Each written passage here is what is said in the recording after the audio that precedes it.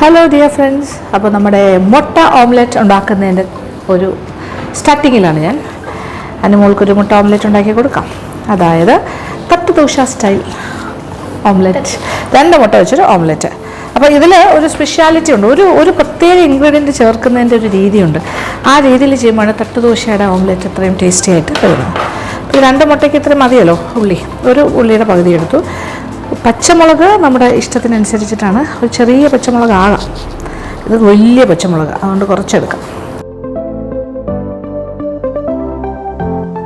ഇനി തട്ടുകടക്കാർ ചെയ്യാത്തൊരു കാര്യം കൂടി ഞാൻ ചേർക്കാൻ പോവാണ്, ഒരു ഇൻഗ്രീഡിയൻറ്റ്. അത് അമ്മയുടെ വക ഇംപ്രവൈസേഷൻ.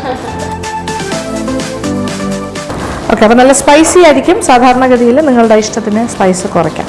പച്ചമുളകിൻ്റെ അളവ്, കുരുമുളകിൻ്റെ അളവ് ഒക്കെ അത്രയും മതി. ഒരു ചെറിയ പച്ചമുളകിൻ്റെ അത്രയും. ഓക്കെ, ഇനി ഫ്രൈയിങ് പാനോ അല്ലെങ്കിൽ തവ. ഇതിപ്പോൾ വലിയ ദോശക്കല്ലില്ല, നമുക്ക് അഡ്ജസ്റ്റ് ചെയ്യാം. തുടങ്ങിയാലോ? യെസ്. അപ്പോൾ ഒരു തവ അടുപ്പിൽ വെച്ച്, ഓക്കെ, എന്ന് വെച്ചാൽ അവരുടെ വലിയ ദോശക്കല്ലല്ലേ അവർ ചെയ്യും. നല്ല ചൂടായിട്ട് എന്താ പറയുക, ദോശ ഉണ്ടായിക്കൊണ്ടിരിക്കുന്നതിനിടയ്ക്കല്ലേ ഓംലെറ്റ് ഉണ്ടാക്കുന്നത്. നമ്മൾ വീട്ടിൽ ചെയ്യുമ്പോഴും അങ്ങനെയൊക്കെ ചെയ്യാം. പിന്നെ ഇതുപോലെയൊക്കെയുള്ള പാത്രത്തിലാണ് മുട്ട അടിക്കും. അപ്പോൾ മുട്ട 2 എണ്ണം പൊട്ടിച്ചിടാം.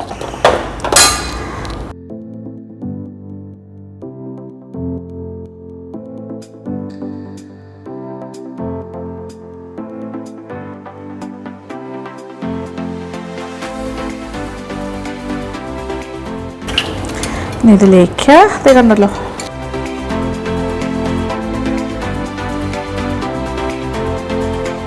പച്ചമുളക്, സവാള,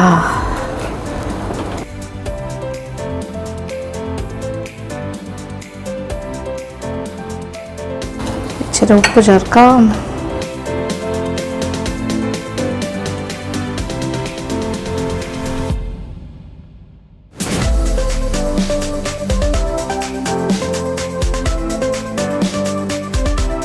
ഇനി തട്ടുകടക്കാർ ചേർക്കാത്തൊരു കാര്യം ഞാൻ ചേർക്കാൻ പോണു. ഒരല്പം പാല്, ഒരു ടേബിൾ സ്പൂൺ പാലും കൂടി ചേർക്കാം. ഇത് കുറച്ചുകൂടി ഫ്ലഫി ആയിട്ട് കിട്ടും. അല്പം മതി കേട്ടോ.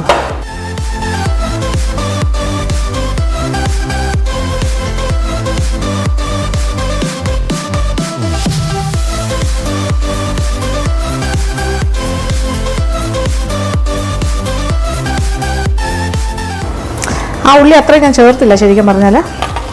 ഒരു ഓംലെറ്റിനും കൂടിയുള്ള ഉള്ളിയുണ്ട്. അപ്പോൾ ഒരു സവാള, ചെറിയ സവാളയുടെ 1/4 ഭാഗം എന്ന് തന്നെ പറയാം.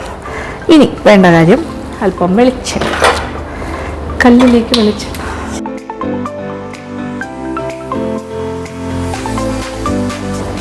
ഇതൊരു ദോശക്കല്ല് പോലൊരു കല്ലാണ് സെറ്റ് ചെയ്തിരിക്കുന്നത്.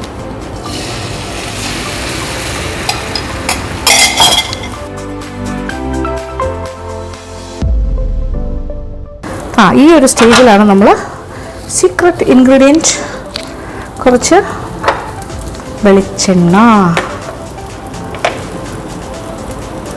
ഇതാണ് നല്ലതായിട്ട് പൊള്ളി വരും. അപ്പോൾ കുറച്ച് എണ്ണ ഇങ്ങനെ മുകളിലും സൈഡിലുമായിട്ട് ഇങ്ങനെ ഒഴിച്ചു കൊടുക്കണം. കണ്ടോ, ഇങ്ങനെ മൊഴിയുന്നുണ്ടോ? ഇതാണ് തട്ടുകടക്കാരുടെ സ്പെഷ്യാലിറ്റി. 1 ടേബിൾ സ്പൂണോളം ഇടാം. പിന്നെ കുറച്ച് കുരുമുളക് പൊടി ആവശ്യാനുസരണം. ഇതൊക്കെ എരിവിനനുസരിച്ചിട്ടാണ്. പക്ഷേ തട്ടുകടയിൽ നിന്ന് വാങ്ങുമ്പോൾ നല്ല എരിവല്ലേ, നല്ല അത്യാവശ്യം നല്ല സ്പൈസി ആയിരിക്കും. ഓക്കെ, അപ്പോൾ ഒരു സൈഡ് മുരിഞ്ഞ് കഴിഞ്ഞു. ഇനി നമ്മളിതൊന്ന് തിരിച്ചിടണം.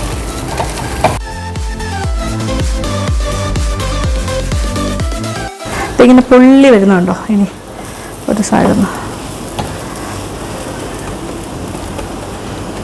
ഇതിങ്ങനെ ബുമ്മെന്ന് പറഞ്ഞ് വരും, ബബിൾ ചെയ്ത്.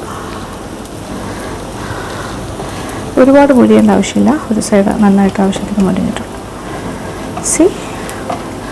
പൊള്ളുന്നുണ്ടോ? ഇങ്ങനെ വേണമെങ്കിൽ തിരിച്ചിടാം. എന്നിട്ടപ്പോൾ കുരുമുളകുള്ള ഭാഗം ഇങ്ങനെ പുറത്ത് എന്നിട്ട് മടക്കുക, പ്ലേറ്റിലേക്ക് മാറ്റുക. വേണമെങ്കിൽ 4ആയിട്ട് മടക്കാം.